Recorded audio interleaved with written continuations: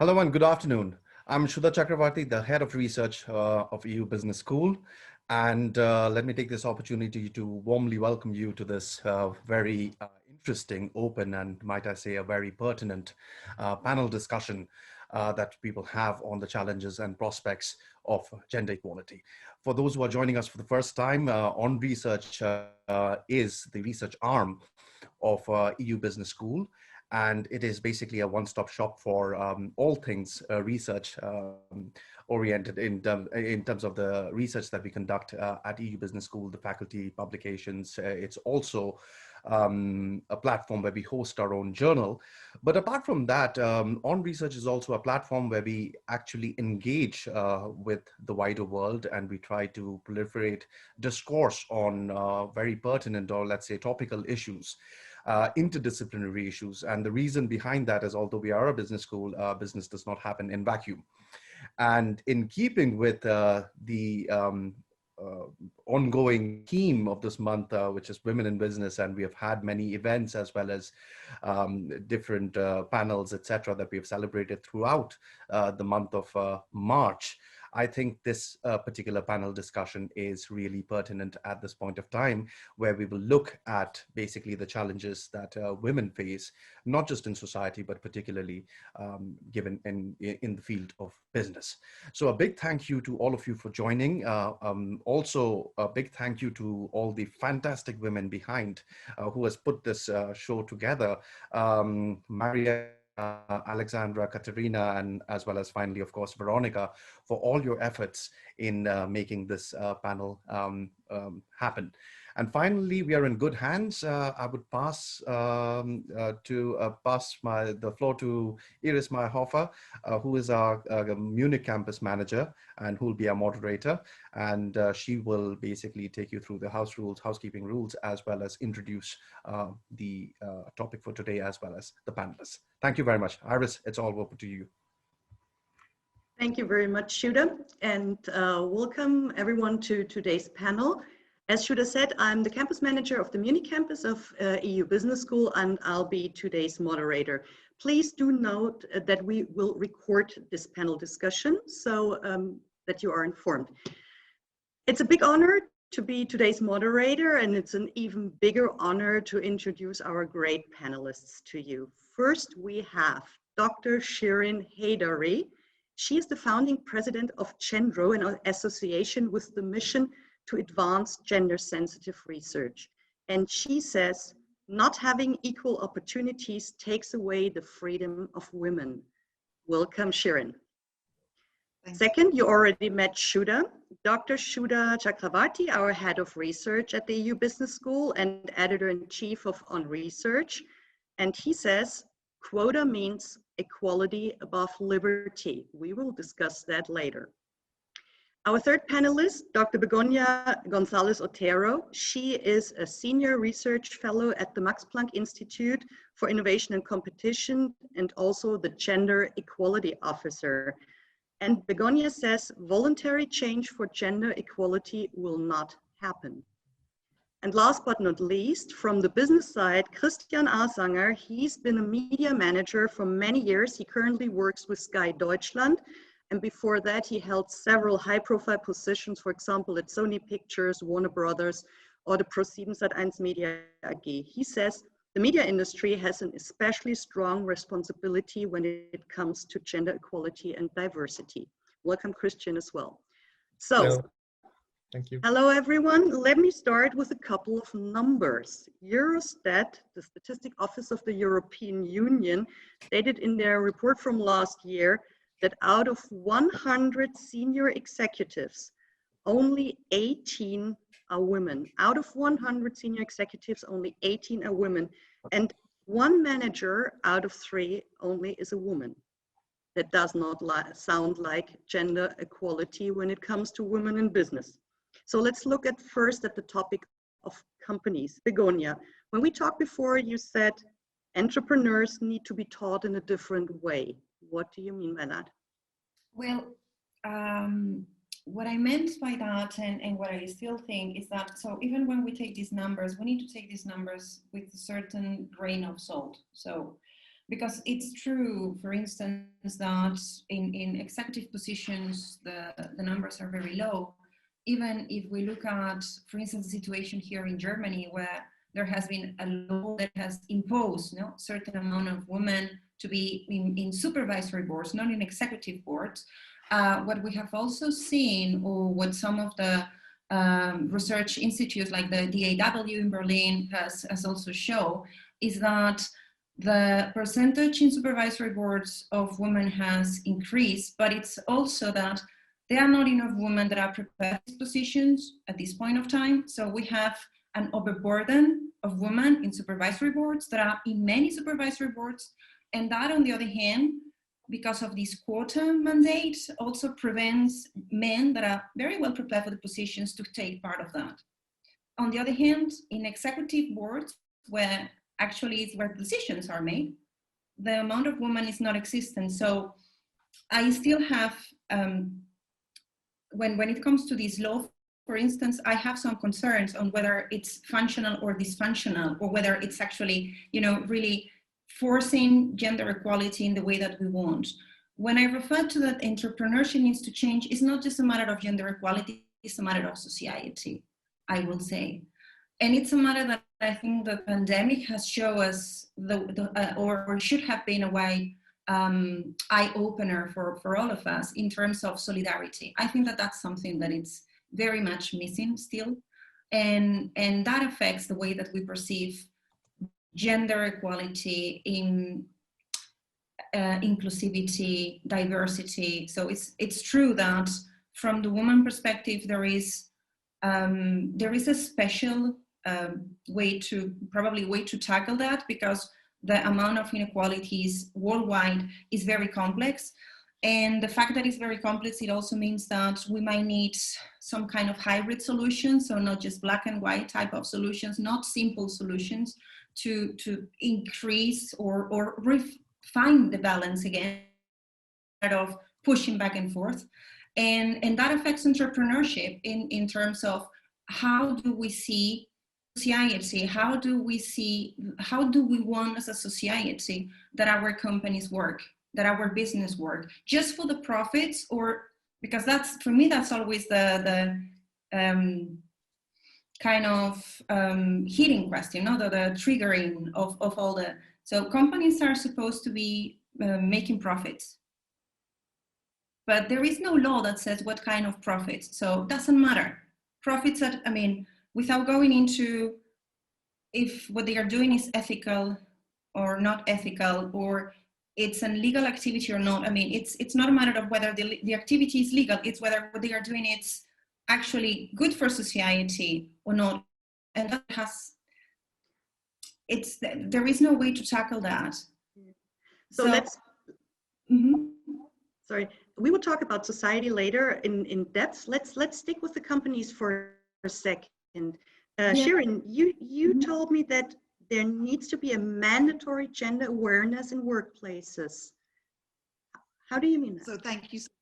Mandatory. Well, I mean that in a sense that gender inequality is so entrenched in our society. It is not a matter of just business or academia or schools. It's everywhere. We have to recognize, first of all, that our society is based on patriarchal norms, and that gender equality is really persisting everywhere.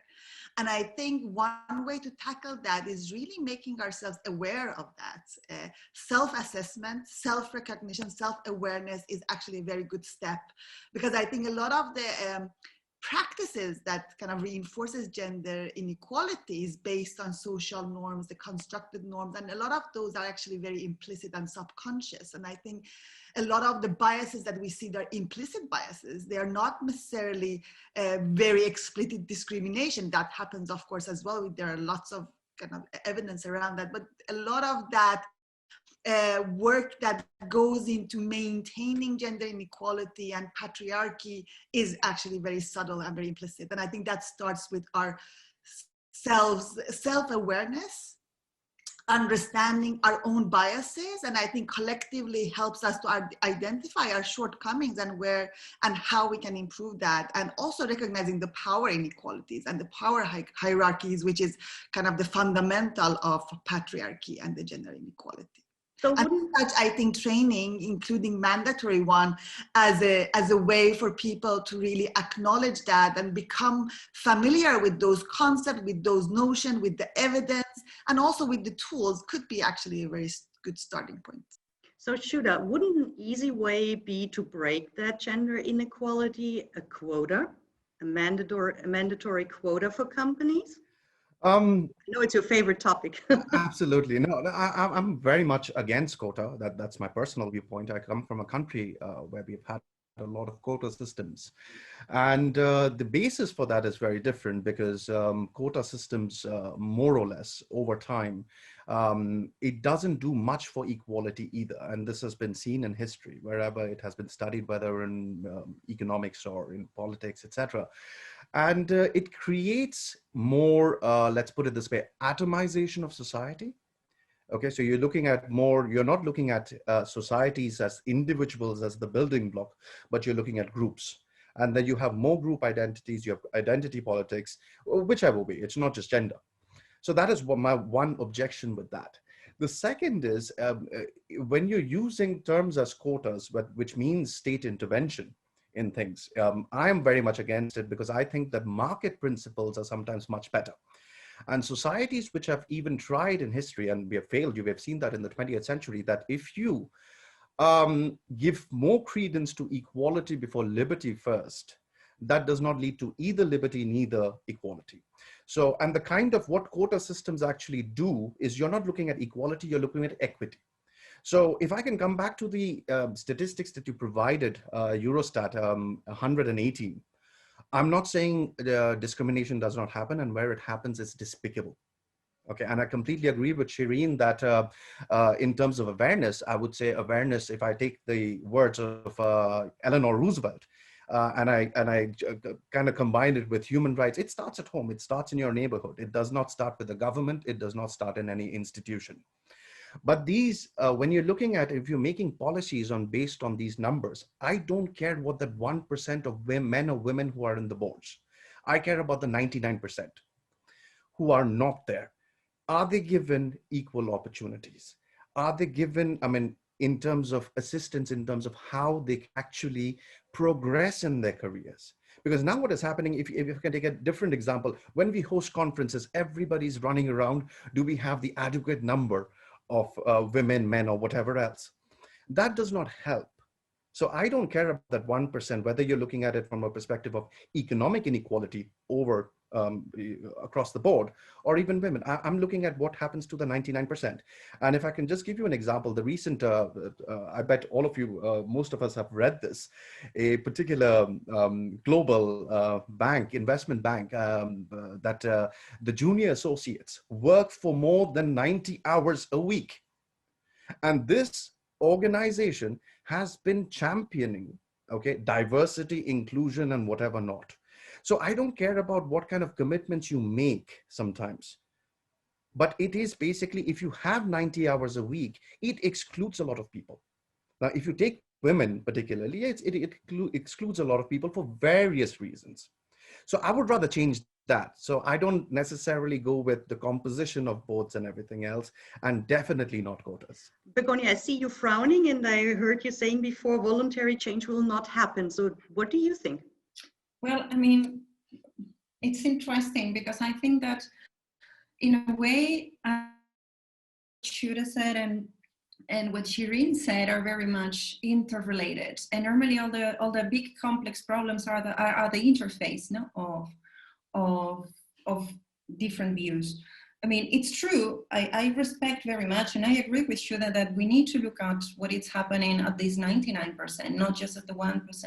But if, on the other hand, we bear in mind, or we realize that we have this patriarchal problem that it's entrenched in our society from the very beginning of times, that comes also with an inheritance. So that 99% is already biased.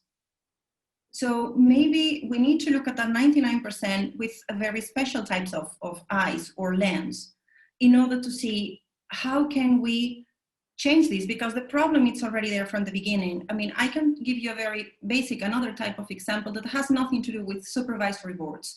Job advertisements. As a gender equality officer, that's one of the things that I need to supervise.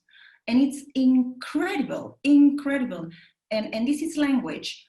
How easy is that without any kind of intention, a person coming from the HR department, when they place a job ad, and then we have to review it, it's full of inequality and bias and just without knowing. And then when you flag that, say, oh my goodness, oh, go. So that's what I also think training is super important. So the only way to change that 99% and not just these 90 hours, these, you know, which I think it's savage. I mean, it's not just immoral, it's just inhumane.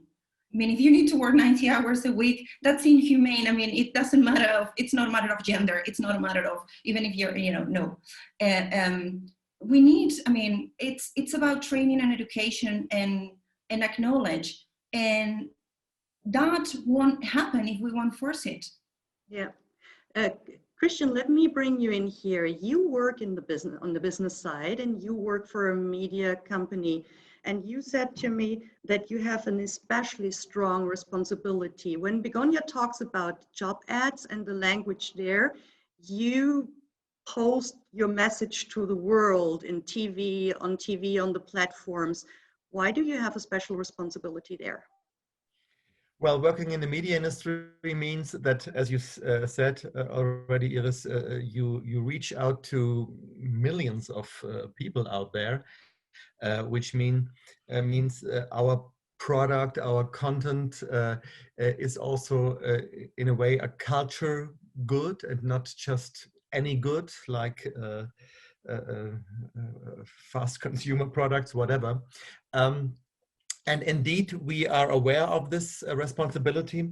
And so, for example, at Sky last year, we did a research about our quotas on screen regarding how many women in leading roles, especially for our local and original productions, which we are producing our own and where we are, of course, responsible for, which means in the series and the shows and the factual productions we are producing, how many women are there in leading roles, but also in terms of diversity, how many other migration background people, ethnic groups, sexual orientation, so all the different groups which belongs to diversity.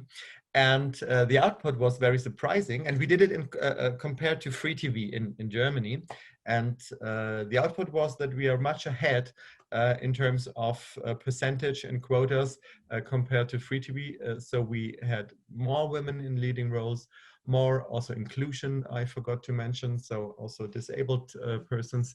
So, and I guess that's very important to look at that for people who are working in the media industry. But let me emphasize that the women quota is, of course, because women are not a minority, and that's important to mention, that the overall diversity topic is not too much mingled and mixed with the gender topic. But overall, yeah, coming back to your question, it's important, and we are aware of that on screen, and of course also in our company off screen. And you just appointed a female CEO, I heard. Exactly. Since the beginning of this year, there's a female for the first time in the Sky history, a female leader coming from the US, Dana Strong, Nomen est Omen, maybe, probably, which means all the big media companies are aware of that topic. And so there are more and more female leaders also in the media industry, especially in the media industry, I guess. Okay, so As I heard from you, Shuda, you're not a fan of quota, and we're all like, okay, is that the right way to go? How about legislation? Begonia already mentioned there's going to be a new law in Germany out, bringing people into higher positions. Shuda, you told me there were a couple of legislations in India towards gender equality. Is legislation maybe the way out of inequality? Shuda, what do you think? It's a difficult question. Yes, certain legislation, of course, help. Now, I'm not a big fan of any kind of legislation that does, even if the intentions are good, there's a semblance of social engineering. Okay, and particularly if you're bringing in kind of legislation for quotas and everything else, and that's why my strong aversion to, let's say, the quota system. Now, legislation sometimes can benefit, but if I can give you and this is kind of controversial, of course, but if I can give you an example, and not in every country, of course, it has to be taken with a pinch of salt. One of the bad things that we've had in terms of legislation, and if I can take women or any other, let's say, disadvantaged members of society, at least in terms of the economic activities, let's say in India, was the minimum wages. Okay, equal pay for equal work. And that has backfired massively. Now, why is that? Because what you want to do here is let the markets work. You want to make discrimination expensive. So once we moved from a really, let's put it this way, a controlled economy to a free market economy, automatically you had more female participation in businesses, in economic activities, to whatever else. Now, when you have equal pay for equal work, it actually benefits the majority or the richer groups, and it actually disadvantages those who actually need it. So if I'm being discriminated, let's say because of my color, the comparative advantage that I have, it's the basis of any trade, is I can maybe go a little bit lower in my pricing of the, let's put it this way, the labor that I have to offer. Now, within that, I'm not saying that you should be exploited. There are enough and more rules and laws, even constitutionally, that deals with such things. We need enforcements of those laws. That's a separate topic altogether. So yes, laws can also backfire. And primarily, I'm not in favor of regulating social behavior, particularly, again, coming back and harping on quotas. Shirin, you're smiling. Well, yes, thank you so much. Great comment, and lots to say in response to a lot of great things that have been said. I want to come back, first of all, to Shuda's previous comments. First of all, Christian, congratulations. I think what you're doing is really amazing, because representation does matter. I don't think that we should just focus on the majority that are not included, because what we are portraying, that also influences our perceptions of what is good leadership. For example, Google business leaders, and you will see majority of the images are white men in suit, with occasional females or men of color in suits in the background. That is representation. That actually influences our perception of what is a good leader in business. But that goes for any other businesses. So I think— At least I don't wear a suit today. Exactly. At least you don't have a suit. I think we should not forget the power of representations, first of all. The second of all is liberty has its limitation. You would not accept human rights violation in favor of liberty, and gender equality is a human rights. So I think we also need to be clear that there is limitations to liberty, and I don't think that you necessarily need to juxtapose it against gender equality, because that is a fundamental human right that needs to be kind of respected. So, and I'm definitely not agreeing with you, but I think as well, because I'm coming from a non-for-profit sector, for me, the whole idea of putting profit and the market ahead of kind of equality, not only in terms of gender, but also racial and ethnic equality, is not familiar concept, if I may say so. And I really think that, that thinking can continue to reinforce patriarchal power inequalities, colonial power inequalities, and all these different power hierarchies that is undermines the fundamental human rights and the equal rights of everybody. So I'm definitely in favor of quotas in a transitional period, because I think there is a lot of biases that goes into recruitment and selection in higher decision-making positions. And let's not forget that, you know, those 1%, they are holding a lot of power. So unless we change those, it's going to be very difficult to influence the 99% that are not actually included. So I think they're not mutually exclusive. I don't say that you should have only one, not the other. It's a package of tools that we need to implement.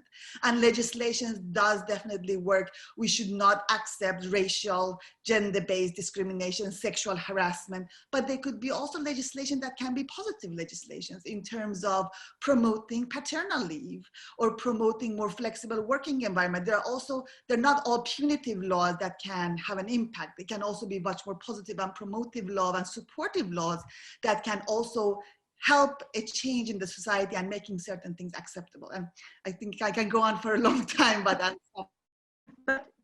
sometimes a quota can backfire as well. Christian, you told me that nowadays, when it comes to your industry, sometimes men don't get the jobs, even if they're more qualified than others. Is that right? Than women? Yes, to be honest, that's the downside of the also current discussions is that on purpose, many companies are now looking for female leaders independent of the qualification. And to be honest, to me, qualification is definitely in the first row when it comes to hire a new position, no matter of gender and any other background, as I said before. But if the gender, after all, is more important than the qualification, no matter of which gender, male, female, diverse, then it's also not the right balance, in my opinion. And I know several cases within, especially the last few months and last year, where in the media industry for leading roles, they were only, not mainly, but only looking for a female to hire it with a woman because of a kind of quota and let me say, the image outside and the visibility of a woman in that position, no matter of the qualification, which doesn't mean that the woman they finally the women they finally found was not qualified enough. But for many men, it could be also a disadvantage now, yeah.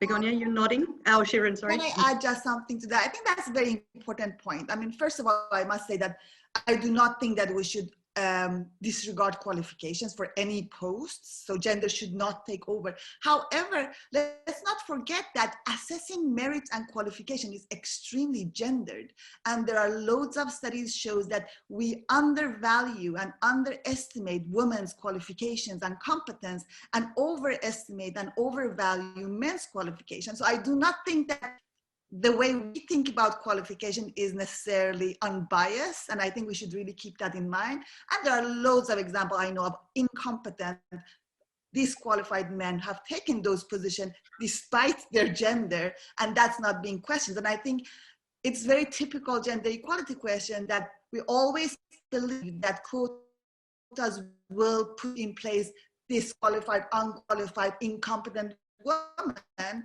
which it's a problem with the recruitment because there are loads of competent women and talented women out there that are being overlooked. Then we should really do a different way of recruiting them and making sure that we are bringing in those talents instead of putting in.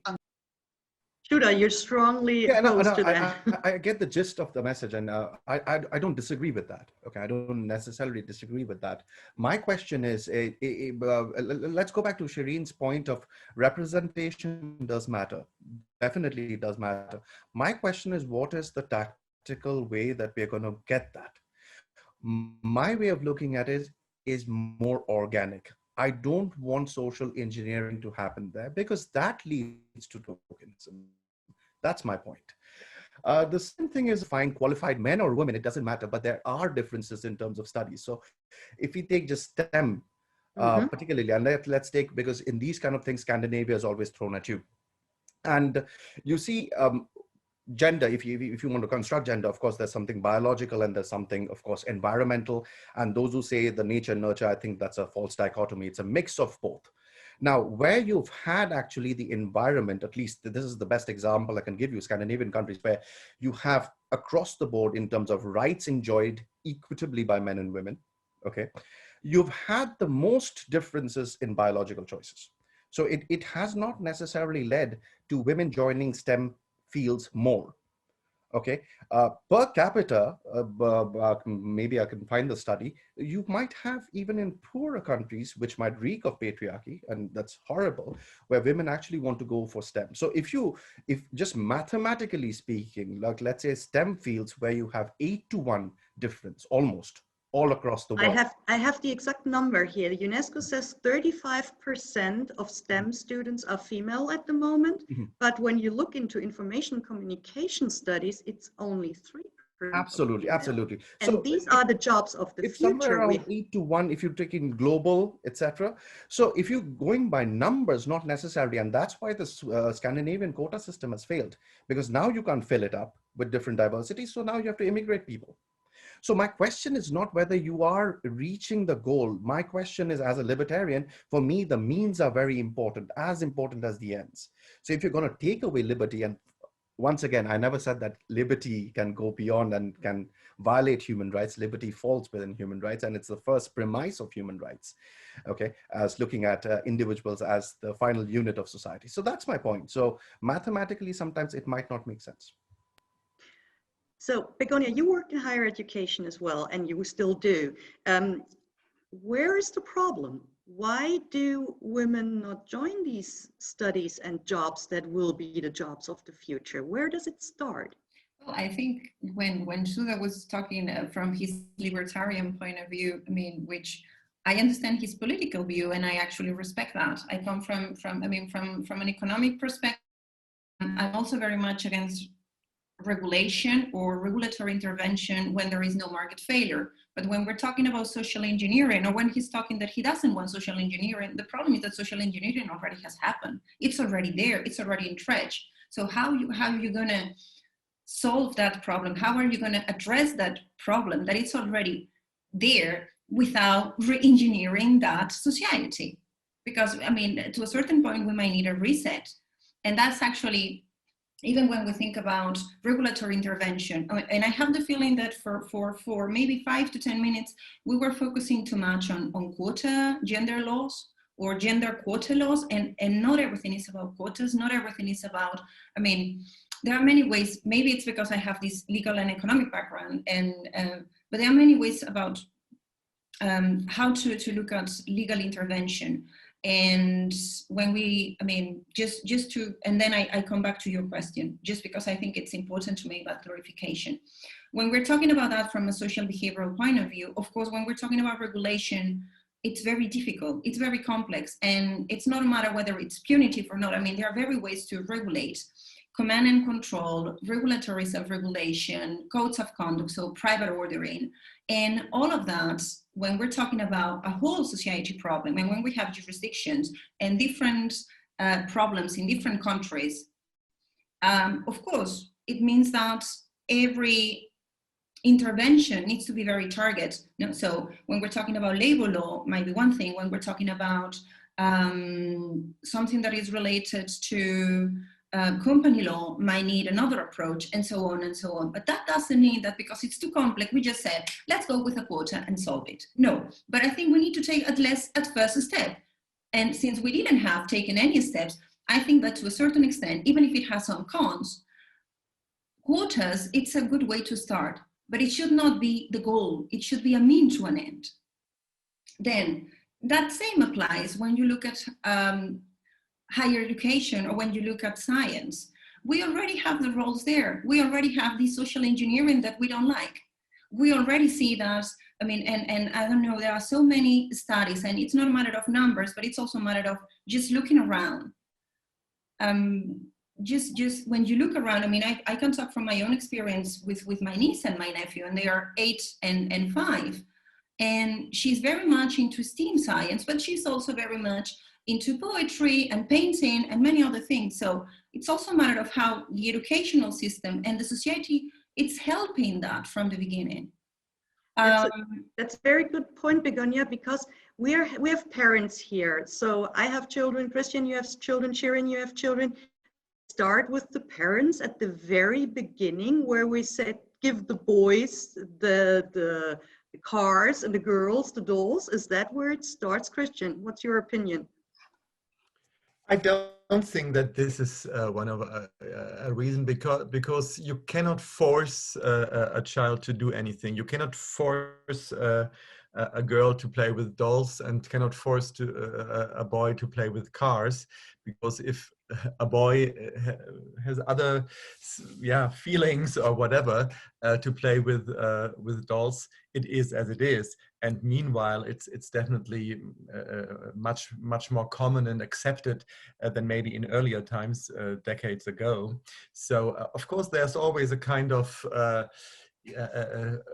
early Prägung, sorry, the English word, a kind of early giving from the parents to their children, how they could develop.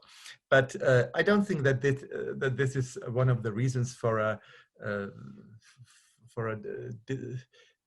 not equal payment or not equal treatment of genders. No. But Shirin, you disagree. Absolutely disagree with Christian.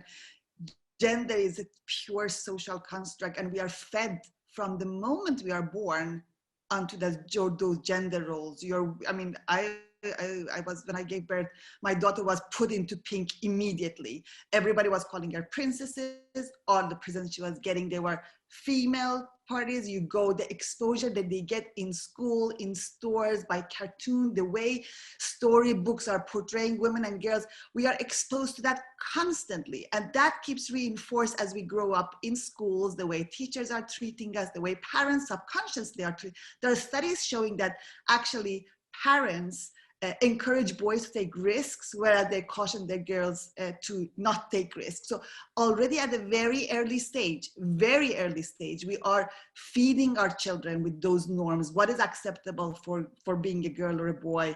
Girls to be nice, not to touch their genitals, not to be loud, and so on. So I think that's really something that not only as parents, of course, the society at large, they're also exposed to televisions now, books and everything else. We are fed with that constantly and all the time. And I think that is a major influence of the way that we end up thinking what options we have in terms of studying, in terms of occupations, and eventually the accumulation of the roles and responsibilities of caring, being the more compassionate gender, being more responsible for taking care of the stuff home. And so I think all of those will accumulate over a lifetime to limit our potentials and responsibilities and options as well. And I want to go back to Shuda's comment around Scandinavia, being from Sweden myself. I'm not so sure Sweden actually has any quota for stem cells, but I've been out for a long time.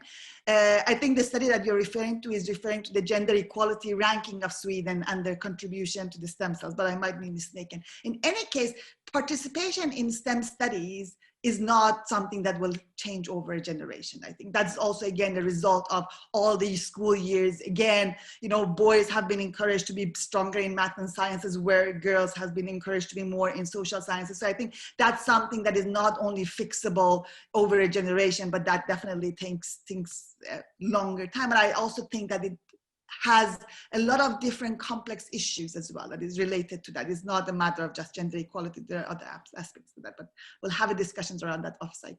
And there's another point when it comes to society. It's the way society looks at women. In Germany, we have a horrible word. It's called Rabenmutter, which means raven mother, and it's used for women who neglect their children, meaning, for example, by pursuing a career. So if you start working very early after you have a baby, some people still call you, at least in Germany, you a raven mother. Isn't that something we really need to change immediately? Begonia, you're nodding. You unmute? Of course. Yeah, I know. I was unmuting myself. Of course. I mean, but it's what Shirin is just saying. I mean, this isn't tragic. This goes much. I mean, this goes beyond economic studies or economic theory or legal theory or philosophy. I mean, it's part of the society. So I very much don't like the idea of social engineering from that malicious point of view, but we need certain re-engineering of the society if we want to change. Otherwise, it will be same old, and we will be stuck with the quotas. And as I said, that's the beginning, that's the first break. But we need a house, we need a new house where we all can be in balance. And that also means respecting freedoms. But freedoms, I mean, my freedom begins where your freedom and goes up to where your freedom starts. So, of course, I mean, it needs to be proportionate, and it won't.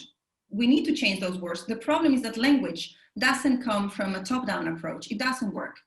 You cannot impose from above. It needs to come, you know, it's down up. So unless the changes start with the perception of society and how we stop using that colloquially, it won't change even if there is a law saying, no, this is, you know, or you have to pay a fine every time you see, or you address to someone as a Rabenmutter. I mean, it doesn't work. It won't work. But how do we change it? Sharon, any ideas? But I think we shouldn't only see laws as punitive laws. There are lots of great supportive laws. I think laws that allows women to have, you know, mothers and fathers to have shared parental leaves, or also same-sex couples to have parental leave. I agree. That's what I said before. Lots of supporting laws. I mean, we shouldn't just see that, oh, we are going to be punishing people that they're against. I agree. Creating supporting environment for both women and men. And I think what I also always get concerned about, that the focus of gender equality is always around women. Let's not forget that gender equality is extremely beneficial for men as well. It allows them to take the, you know, the responsibility. There's a lot of men that would like to have that responsibility of caring responsibility, that they are denied because that notion of men are not supposed to do that, or they don't have that supporting working environment to take paternal leave. So I think, you know, we should also think around the gender equality. It can be very beneficial for men, and, you know, having female partners for those that are in heterosexual normative relationships, and knowing that their partners are doing well and they have the same right, that's in itself a benefit, of course. So I think, you know, we should also think a little bit different about gender equality, not only in terms of course, advantaging women because they've been historically oppressed, but also it's also an opportunity for men to be able to be more in touch with their diverse, complex, and nuanced needs, both in terms of, you know, emotions, career, flexibility in life, and the work-life balance. So I think we should really think about that, and also more supportive legal framework instead of just a punitive one. But there's still one problem that will always be there. That's a biological problem. And yeah, I know, Sharon, I come to you in a second because I know you don't see that as a problem, but Christian, you have examples in your career where women were almost or were losing their positions just because they became mothers. Indeed, it's already a while ago, about 20 years ago, when I worked for a media company, when a female leader went to maternity leave, and when she got back, her old position was grabbed by another male leader who took over her department. And then she was offered another leading role in another department. And the HR person, by the way, a woman, asked her if she is really sure if she's manageable and capable to do that job now, because she's now a mother. And is she really, does she really have enough power, time, and effort to put into a leading role? Because, and I guess she used the word Rabenmutter. She doesn't want to be a Rabenmutter, or will she? So actually, that was very offensive, and I guess in nowadays, an HR person who would do that would definitely immediately lose her job, and for a reason. But back then, it was obviously quite common. So that's indeed a very sad story out of the media industry. But I have to mention that my experience in the media industry, at least in Germany and also internationally, because I worked also internationally, is that in the media industry, there are, because it's a creative industry, there are more women in a position and also in a leading position than maybe in other industries, let me say in technical industries or so. But yes, that was a very bad and sad story. But this has been fortunately quite a while ago. Sharon, you think it's not an issue, the biological problem? I called it the biological problem. Yeah, I mean, first of all, thank you so much, Christian. I mean, what Christian exemplified is not the biological problem, it's the social problem. First of all, pregnancy is not a disease. It's not the problem in the first place. Sure. I was pregnant when I was the executive director of an NGO, and I worked the 9 months. So just being pregnant doesn't obviously automatically disables you from doing your productive work. And also that if we had more supportive working environment and supporting parental leave, then we should ask the same question for men. In my case, for example, I literally was 3 weeks off, and then my husband took 4 months off. And then I was in a privileged position that I could arrange my hours, working hours, and I could manage both. So I think, you know, we are a very narrow view of parenting, and we have a very stereotyped view of who should be this stay-at-home parent, and I think that's more of a social problem than a biological problem. Yeah, and there are other countries that show that it can be done differently, like in South Korea, where they raise the days and month of parental leave, and they raise the money you can get, so the men take it there as well, and they raise the percentage of men with parental leave by like, I think 3 times, and maybe that's a way to go. Shuda, what do you think about that? Your question is about parental leave? Yeah, parental leave. Absolutely. At the moment, Europe, I agree with that. I completely agree with the last comment that Shireen made. And sorry about harping about quotas, but that was a question in the very beginning. But if there are, and my example of the investment, the recent investment bank example actually demonstrates this. We need better, let's put it this way, organic solutions within our systems rather than certain, let's say, top-down measures, etc., which could be punitive. Now, I'm not saying all laws are punitive, and that, yeah. Now, has that really worked? That's a different question. And then we have to go back to the first question: where does gender equality actually start? It starts at home. The need for awareness. There's definitely a need for representation, etc. Because again, Shireen, if I can direct something at you, you're from Sweden, and I think it was Sweden that started this. It hasn't really been that successful because of, again, there are societal concerns because men feel now we are not being as productive, which is a silly argument, completely silly argument. I completely agree to that, but we need to change that first in terms of that approach to where how do we look at our roles. Now, just one comment, it's an offhand comment regarding biology again, and as well as the environment. There are hardly many actual empirical academic studies that either take up its biology or environment. It's a mixture of both. So yes, there are certain biological differences, but if you're looking at cognitive differences between men and women, there are hardly any. So if you're looking at women in business, and that's what we are discussing, women in, let's say, social roles and everything else, the range of deviation is hardly any. So there's completely no difference between the two. Iris, if I may just respond to Shuda's comment about sure, of course, sure. I think you're raising an important point. First of all, I think it has worked to some extent. And the reason it hasn't worked goes back to gender inequality, is because there is a ceiling to parental leave pay. And because of the gender pay gap, there is always a choice, because if father stays home and they usually get more pay, then there is a greater loss of income in the household than if woman stays home. So I think that's come back again to the gender pay gap and gender inequality in the society. So that's why some of the decisions around, and in Sweden, the number of fathers staying home is much greater because of that actually legislation. But again, a lot of those decisions also comes back to the economic implications. So I think there is gender inequality, again, a reason for that. Yeah, no, absolutely. I don't disagree with that. Yeah. We're talking about women in business, as Shuda mentioned. That's our main focus today. So we're slowly coming towards the end of today's discussion. There are changes that are needed in companies, in society, in education, everywhere.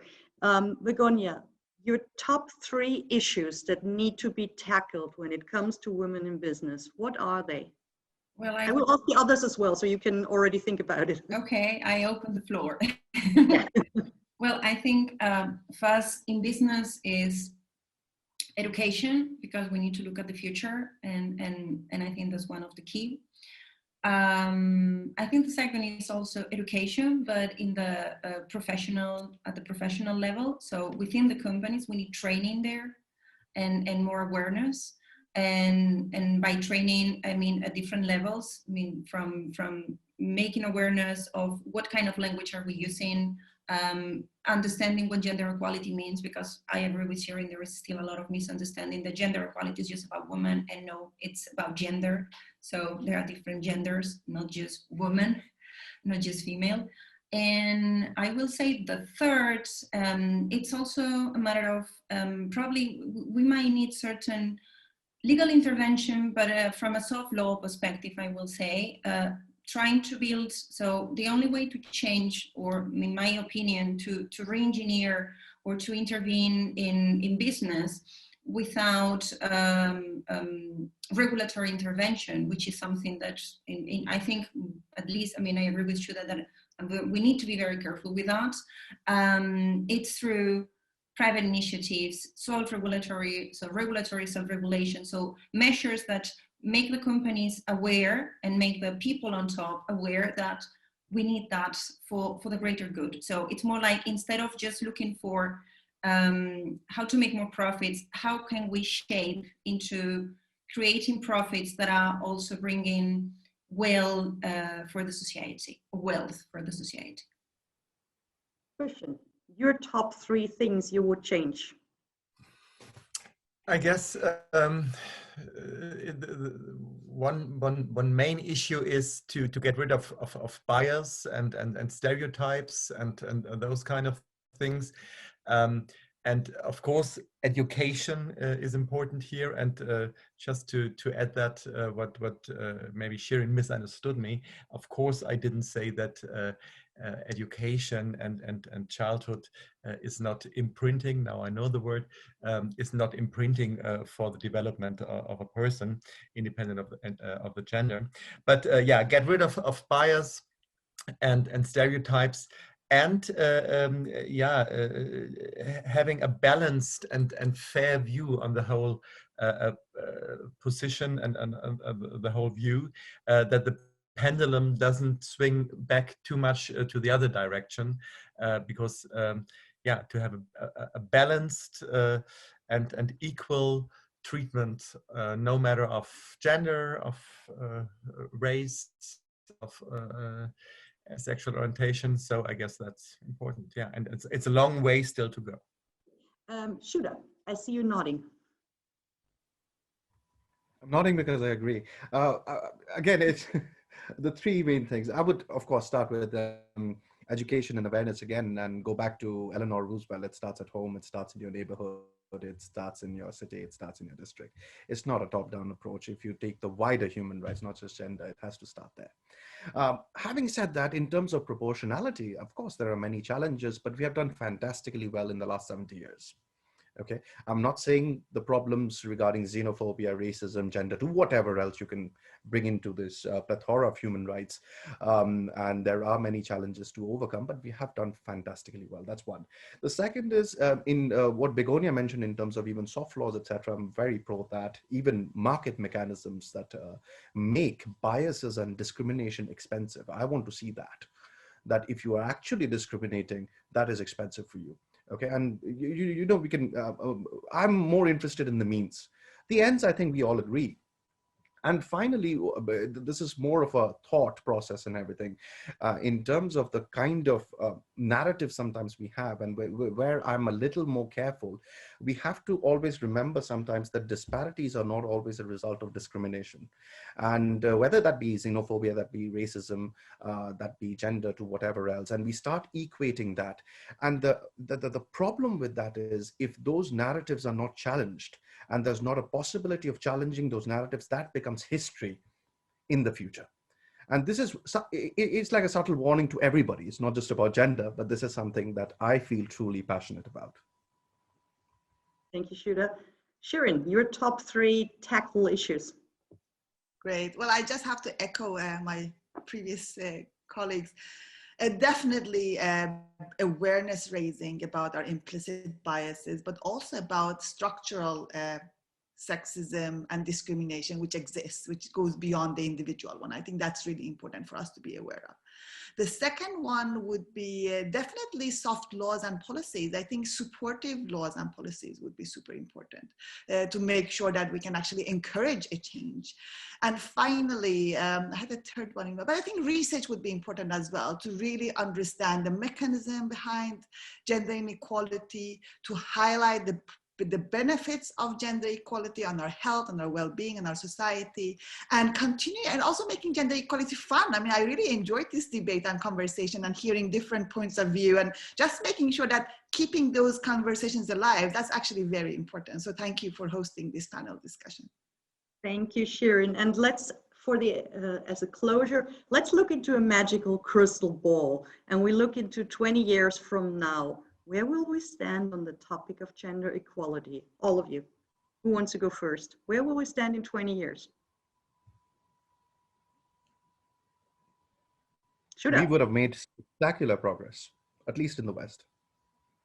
Spectacular progress? Spectacular progress. And even if I can bring in like my experience in India, again, it depends on your proportionality of what you're looking at progress. Okay, definitely. Okay, if you're starting at the bottom of the ladder in many countries, it takes time. And definitely, but I'm optimistic. I won't say I'm optimistic. I'm a possibilist, and that is possible.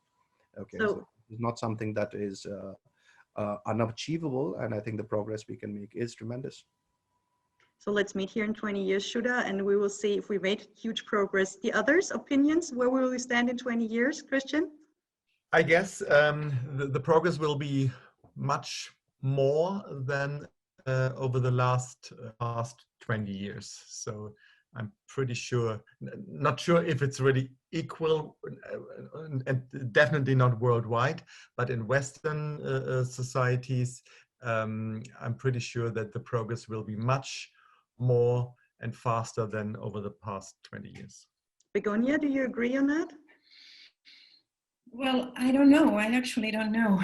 And if I had to make a wish, I will go not just for the Western, I will go for the developing economies. I think it's very important to look at what is happening in India, what is happening in Africa as a continent, and in West Africa, what is happening in South America, because they can actually make the change much faster and put the speed up on Western economies. So that will be my wish, that gender equality becomes a topical issue for discussion in these developing countries or in these developing economies. Very good point. Thank you, Begonia. Shirin, you are the last one. I'm also optimistic. I'm not so sure we'll have spectacular changes, but I'm actually hopeful that we will have made quite substantial progress. There is a different level of political awareness.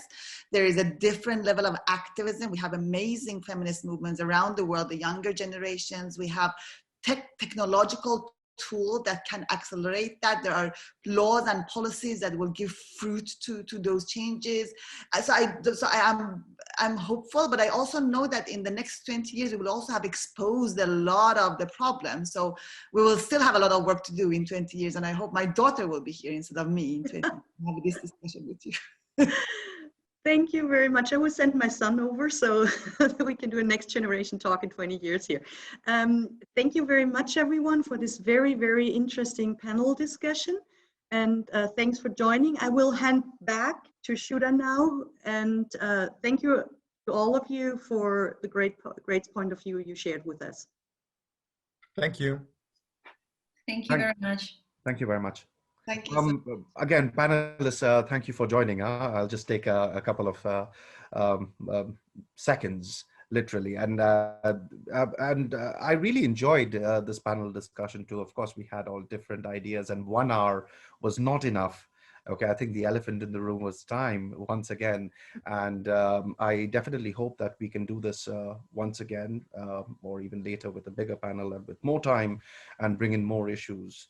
And this is one of the things that we really want to direct it, because again, we are a business school, EU business school, and but as I said in my opening speech, it does not happen, business does not happen in vacuum, and there are many interdisciplinary issues and aspects that must be taken into consideration. And as Begonia also pointed out, we need to be discussing these topical issues, definitely.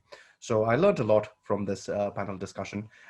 Thank you, Iris, for being such a fantastic moderator, and I'm always optimistic right about the future. But thank you very much, and to those who are joining us virtually. Thank you. Thank you. Thank Thank you, everyone. Take care. Goodbye. Thank you. Goodbye. Bye.